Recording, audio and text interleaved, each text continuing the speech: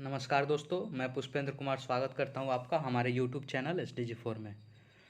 दोस्तों, जैसा कि आप जानते हैं, इसके पहले वाले वीडियो में लूसेंट साइंस से संबंधित रिवीजन और उसका टेस्ट शुरू किया गया है, इसकी जानकारी दे दी गई है। और इस वीडियो में हम लोग जो 3 टॉपिक दिया गया था पिछले वीडियो में, आप स्क्रीन के सामने देख सकते हैं। 3 टॉपिक दिखाई दे रहेगा आपको। पहला है जीवधारियों का वर्गीकरण, दूसरा है कोशिका विज्ञान और तीसरा जैव विकास। इन 3 टॉपिक से 25 प्रश्नों का संग्रह जो है इसमें हम लोग देखेंगे। और आप लोग कितना स्कोर कर पा रहे हैं कमेंट करके बताएंगे। तो आइए शुरू करते हैं आज का ये 25 बायोलॉजी क्वेश्चन का टेस्ट। देखते हैं, पहला प्रश्न है, जीव विज्ञान शब्द का प्रयोग सर्वप्रथम किसने किया? ऑप्शन ए अरस्तु, B Lamarck, C Treviranus, D Schleiden and Swann. तो दोस्तों पांचवा ऑप्शन है ई, एक से अधिक इनमें से कोई नहीं, जो कि सभी प्रश्नों में दिखाई देगा। दोस्तों ये प्रश्न है और उसके 5 ऑप्शन है। प्रश्न देखकर आप आंसर देंगे कि इसका आंसर क्या होना चाहिए। आप चाहे तो वीडियो को पॉज करके भी इसका आंसर सोच सकते हैं। तो दोस्तों इसका आंसर हो जाएगा ई, यानी कि इसका आंसर हो जाएगा बी और सी। जीव विज्ञान शब्द का प्रयोग सर्वप्रथम लैमार्क और ट्रेवेरेनस ने किया था। दोस्तों इसके बाद से हम लोग जो है सिर्फ प्रश्न को देखेंगे और आप पॉज करके ऑप्शन को देख के आंसर देंगे। मैं ऑप्शन बार बार नहीं पढ़ूंगा, सिर्फ आंसर बताऊंगा। तो आइए देखते हैं दूसरा प्रश्न, सिल्वी कल्चर से तात्पर्य है। ऑप्शन आप लोग देख ले ध्यान से। दोस्तों इसका आंसर हो जाएगा ऑप्शन डी, काष्ठी पेड़ों का अध्ययन। सिल्वी कल्चर काष्ठी पेड़ों के अध्ययन को कहते हैं। आइए तीसरा प्रश्न देखते हैं, हाइड्रा, जेलीफिश, कृमि जैसे जीव किस जगत का अंग है? ऑप्शन देख सकते हैं आप। तो दोस्तों हाइड्रा, जेलीफिश और कृमि जैसे जीव जो हैं ये आते हैं आपके जंतु में, तो इसलिए ऑप्शन बी इसका बिल्कुल राइट आंसर है। चौथा प्रश्न देखते हैं, सोरोलॉजी अध्ययन है। ऑप्शन आप लोग ध्यान से देख लें। तो दोस्तों इसका आंसर हो जाएगा छिपकलियों का। सोरोलॉजी छिपकलियों का अध्ययन है, यानी कि इसका आंसर हो जाएगा बी। आइए पांचवा प्रश्न देखते हैं, वर्गीकरण का आधारभूत इकाई है। ऑप्शन आप लोग ध्यान से देखें। दोस्तों इसका आंसर हो जाएगा जाति। वर्गीकरण का आधारभूत इकाई है जाति। नेक्स्ट छठा प्रश्न है, द्विनाम पद्धति के अनुसार प्रत्येक जीवधारी का नाम का पहला शब्द एवं दूसरा शब्द क्रमशः होता है। यानी आप जानते हैं द्विनाम पद्धति और जीवधारियों का नाम दिया जाता है और इसमें पहला और दूसरा शब्द किसको डिनोट करता है वही बताना है। ऑप्शन आप लोग ध्यान से देख लें। दोस्तों इसका आंसर हो जाएगा ऑप्शन ए, वंश एवं जाति। यानी कि द्विनाम पद्धति के अनुसार प्रत्येक जीवधारी का जो नामकरण किया जाता है उसमें पहला शब्द वंश से संबंधित होता है और दूसरा शब्द जाति से। नेक्स्ट आइए सातवां प्रश्न देखते हैं, सर्वप्रथम मानव जाति को होमो सेपियंस किसने कहा? ऑप्शन आप लोग देख ले, 5 ऑप्शन है। तो दोस्तों इसका आंसर हो जाएगा ऑप्शन बी, लिनियस। सर्वप्रथम मानव जाति को होमो सेपियंस लिनियस ने कहा था। इसीलिए आप जानते हैं मानव का द्विनाम पद्धति में अगर देखा जाए या वैज्ञानिक नाम देखा जाए तो होमो सेपियंस लीन कहा जाता है। नेक्स्ट है आठवां प्रश्न, सभी जीवों के लिए द्विजगत एवं 5 जगत वर्गीकरण का सिद्धांत क्रमशः किसने दिया था? तो दोस्तों ऑप्शन देखें और इसका आंसर हो जाएगा ऑप्शन बी, लिनियस और हिटेकर। इसके अलावा ऑप्शन ए भी जो है वो सही है, अरस्तु और हिटेकर। यानी 8 का ही हो जाएगा ई, 8 का ई हो जाएगा क्योंकि इसमें 2 आंसर सही है।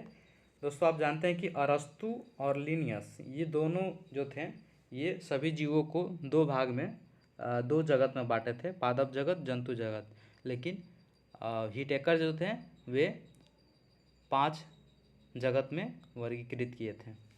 इसलिए इसका आंसर हो जाएगा ऑप्शन ई, क्योंकि ए और बी दोनों सही है। आइए 9वां प्रश्न देखते हैं। साइनोबैक्टीरिया इनमें से किसके अंतर्गत शामिल है? तो दोस्तों साइनोबैक्टीरिया इसके अंतर्गत इनमें से किसके अंतर्गत शामिल है?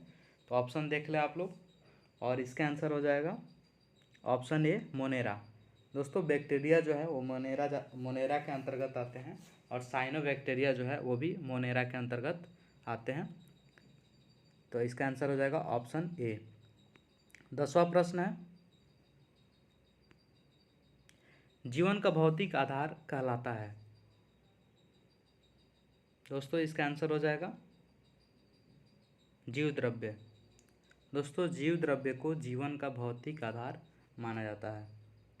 नेक्स्ट है 11वां प्रश्न, सभी स्तनधारी इनमें से किसके अंतर्गत आते हैं? तो ऑप्शन आप लोग ध्यान से देखेंगे। दोस्तों इसका आंसर हो जाएगा ऑप्शन ई, यानी कि जो स्तनधारी हैं वो जंतु के अंतर्गत आते हैं। और ए इसमें दिया है मोटा जुआ, बी प्रोटिस्टा, सी पादप और डी मोनेरा।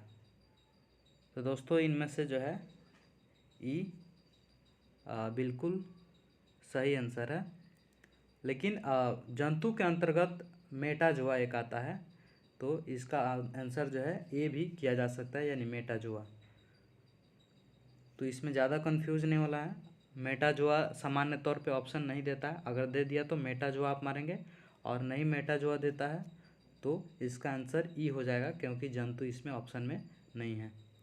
तो इस प्रश्न के हिसाब से इसका आंसर ए मानेंगे। नेक्स्ट देखते हैं 12वां प्रश्न, कोशिका सिद्धांत का प्रतिपादन किसने किया? ऑप्शन आप लोग ध्यान से देखेंगे, और दोस्तों इसका आंसर भी होगा ई, क्योंकि कोशिका सिद्धांत का प्रतिपादन किए थे स्लाइडन एवं स्वान ने। तो ऑप्शन सी में आप देख रहे हैं स्लाइडन है, और ऑप्शन डी में स्वान है। तो सी और डी दोनों आंसर हो गया, यानी कि इसका आंसर हो जाएगा ऑप्शन ई, एक से अधिक। नेक्स्ट देखते हैं 13वां प्रश्न, निम्नलिखित में से किसमें केंद्रक नहीं पाए जाते हैं? निम्नलिखित में से किसमें केंद्रक नहीं पाए जाते हैं? तो दोस्तों इसका आंसर हो जाएगा ऑप्शन ए प्रोकैरियोटिक। प्रोकैरियोटिक में केंद्रक नहीं पाए जाते हैं। इसके अलावा यूकैरियोटिक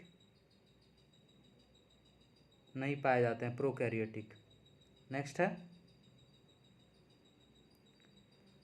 14वां प्रश्न, जीव द्रव्य में कार्बनिक एवं अकार्बनिक यौगिकों का अनुपात होता है? ऑप्शन ए है, बी है, सी है, डी है और ई, यानी 5 ऑप्शन है। आप बताएंगे इसका आंसर क्या होगा? तो दोस्तों इसका आंसर हो जाएगा बी, कार्बनिक और अकार्बनिक यौगिक का अनुपात है। कहीं कहीं अकार्बनिक और कार्बनिक का अनुपात होता है। तो आप ध्यान से देखेंगे कि कार्बनिक और अकार्बनिक का अनुपात जो है वो होता है 19:81।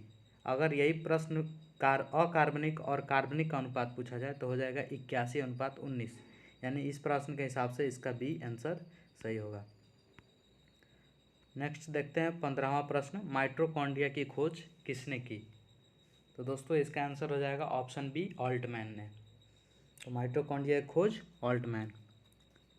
नेक्स्ट देखते हैं 16वां प्रश्न, निम्नलिखित में से किसे प्रोटीन की फैक्ट्री कहा जाता है? तो इसका आंसर हो जाएगा ऑप्शन बी, राइबोसोम। राइबोसोम को प्रोटीन की फैक्ट्री कहा जाता है। 17वां प्रश्न देखेंगे, कवक की कोशिका भित्ति बनी होती है? Option A cellulose, B chitin, C peptidoglycan और डी है क्रोमैटिन, और ई एक से अधिक इनमें से कोई नहीं। तो क्या हो जाएगा इसका आंसर? इसमें ध्यान से देखेंगे, कवक की कोशिका पूछ रहा है, तो कवक की कोशिका काइटिन है। इसके अलावा आप पढ़े होंगे कि सेलुलोज जो है किसकी कोशिका भित्ति है, और पेप्टिडोग्लेन जो है किसकी कोशिका भित्ति है। तो आप अगर नहीं ध्यान में है तो आप फिर से जाके लूसेंट के इस चैप्टर में फिर से इस चीज़ को नोट करें और लिखें। नेक्स्ट है 18वां प्रश्न, लाइसोसोम जिसे आत्महत्या की थैली कहा जाता है में कितने प्रकार के एंजाइम पाया जाता है? तो दोस्तों इसका आंसर हो जाएगा ऑप्शन सी, 24 प्रकार के एंजाइम पाए जाते हैं। नेक्स्ट है 19वां प्रश्न, डीएनए पाया जाता है। दोस्तों बताना है डीएनए किस में पाया जाता है? तो दोस्तों इसका आंसर हो जाएगा ऑप्शन ई, एक से अधिक, क्योंकि ऑप्शन ए केंद्रक में डीएनए पाया जाता है, ऑप्शन बी माइटोकॉन्ड्रिया में भी डीएनए पाया जाता है और ऑप्शन सी हरित लौह में भी डीएनए पाया जाता है। तो ए बी सी तीनों आंसर सही है। यदि इस प्रश्न को ऐसे पूछा गया होता कि डीएनए किस में नहीं पाया जाता है, तो इसका आंसर हो जाता चरण लवक, ऑप्शन डी। चूँकि प्रश्न पूछा गया डीएनए पाया जाता है किस में, तो ए बी सी तीनों में पाया जाता है, इसलिए इसका आंसर हो जाएगा ऑप्शन डी, एक से अधिक। अब 20वां प्रश्न देखते हैं, इनमें से कौन आरएनए का प्रकार नहीं है। तो दोस्तों आप पढ़े होंगे कि आरएनए 3 प्रकार के होता है, आरआरएनए, टीआरएनए और एमआरएनए। ऑप्शन ए जो है पीआरएनए, ये आरएनए का प्रकार नहीं है, यानी इसका आंसर हो गया ऑप्शन ए। नेक्स्ट देखते हैं, चिंपांजी में कितने जोड़े गुणसूत्र होते हैं। तो इसका आंसर हो जाएगा ऑप्शन सी, 24। दोस्तों आप जानते हैं कि चिंपांजी में 24 गुणसूत्र होते हैं, वहीं मानव में 23 और बंदर में 21 होते हैं। बंदर और चिंपांजी दोनों को आप एक दृष्टि से नहीं देखेंगे, दोनों अलग अलग चीज़ें हैं। नेक्स्ट है 22वां प्रश्न, पत्तियों का रंग पीला किसके कारण होता है। तो इसका आंसर हो जाएगा ऑप्शन सी, कैरोटीन। दोस्तों पत्तों का जो रंग होता है पीला, वो कैरोटीन के कारण होता है। नेक्स्ट है 23वां प्रश्न, किसे कोशिका के अणुओं का यातायात प्रबंधक कहा जाता है। तो दोस्तों इसका आंसर हो जाएगा गोल्जी काय, ऑप्शन बी।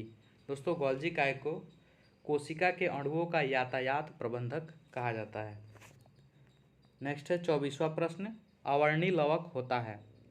ऑप्शन ए पीला, बी हरा, सी लाल और बैंगनी और डी रंगहीन, ई एक से अधिक, इनमें से कोई नहीं। तो दोस्तों इसका आंसर हो जाएगा ऑप्शन डी, रंगहीन। अवर्णीय लवक रंगहीन होता है और वर्णीय लवक जो होता है वो रंगीन होता है। दोस्तों आज के टेस्ट का ये अंतिम प्रश्न है, 25वां प्रश्न, कोशिका का शक्ति केंद्र है। कोशिका का शक्ति केंद्र है। ऑप्शन ए माइटोकॉन्ड्रिया, बी तारककाय, C ribosome, D Golgi body और ई एक से अधिक, इनमें से कोई नहीं। तो दोस्तों जैसा कि जानते हैं आप, कोशिका का शक्ति केंद्र यानी पावर हाउस ऑफ सेल कहा जाता है माइटोकॉन्ड्रिया को, यानी इसका आंसर हो जाएगा ऑप्शन ए। तो दोस्तों ये था आज का टेस्ट, जो कि पिछले 3 टॉपिक से दिया गया था। दोस्तों इस टॉपिक को फिर से दिया जा रहा है और इसी टॉपिक से एक और टेस्ट होगा, उसके बाद नेक्स्ट टॉपिक आपको दिया जाएगा। क्या टॉपिक है स्क्रीन पे आपको दिखाई दे रहा है। इन तीनों टॉपिक से नेक्स्ट टेस्ट भी लिया जाएगा, यानी कि जीवधारियों का वर्गीकरण पहला टॉपिक, दूसरा कोशिका विज्ञान और तीसरा जैव विकास। इसको आप पढ़ के रखेंगे। साथ ही आपने कितना स्कोर किया इस टेस्ट में, कमेंट करके आप ज़रूर बताएं। मिलते हैं अगले वीडियो में।